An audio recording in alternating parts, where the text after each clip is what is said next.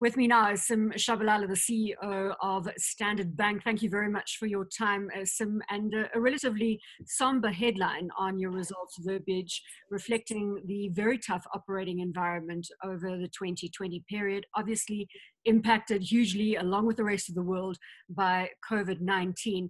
Perhaps you can give me your results in a nutshell, highs and lows, those headline elements that have really been driving you. Bronwyn, thank you very much for this opportunity. First of all, great balance sheet growth. So our deposits grew very well, as did our lending business.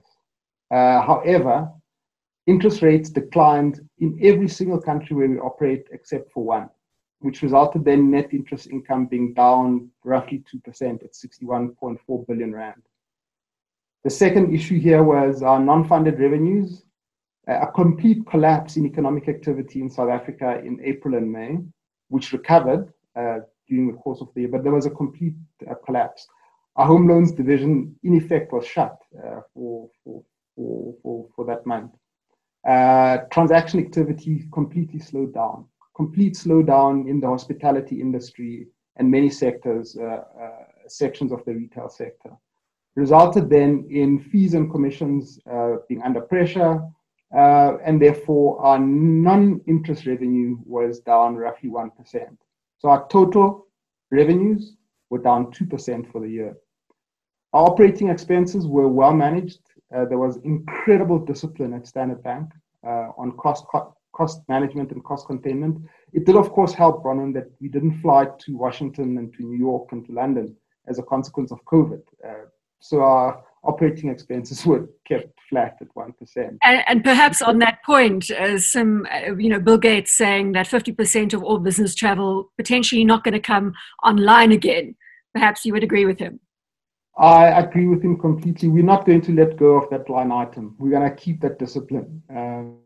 I think there'll be a hybrid. There will be certain types of meetings that you just have to have face-to-face, especially when you're discussing difficult matters. But if you're doing routine stuff, you really can't do this on these platforms.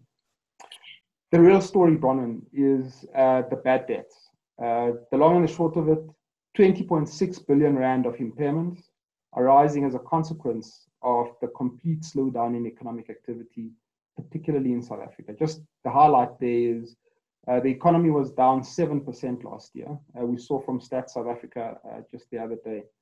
Just a complete, nobody's seen anything like this. It's the lowest level since 1920, apparently, according to the statisticians. Yeah, there you go. So a really tough operating environment, but now looking to the year ahead, in your verbiage, you have said that South Africa will have a bumpy recovery subject to the efficiency of the vaccination rollout. Indeed.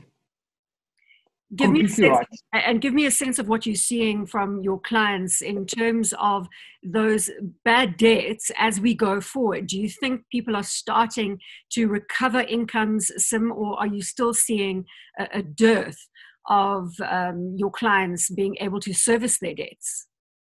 Oh no, Bronwyn, by the end of last year, if I just look at the retail bank, at its height, that book was 130 billion rand of restructures, payment holidays, and so forth. By the year's end, that book was 19 billion rand. As at February, it was roughly 11 billion rand. So it has recovered. People are now repaying their debts as they fall due. The books are performing as one would expect them, except for this rump of roughly 11 billion rand. And that speaks to the recovery that you saw then in the second half of the year. I do think that you're right. The recovery is dependent largely on how the country deals with the vaccine rollout. I'm one of those who believes that we can do it well, we can do it successfully.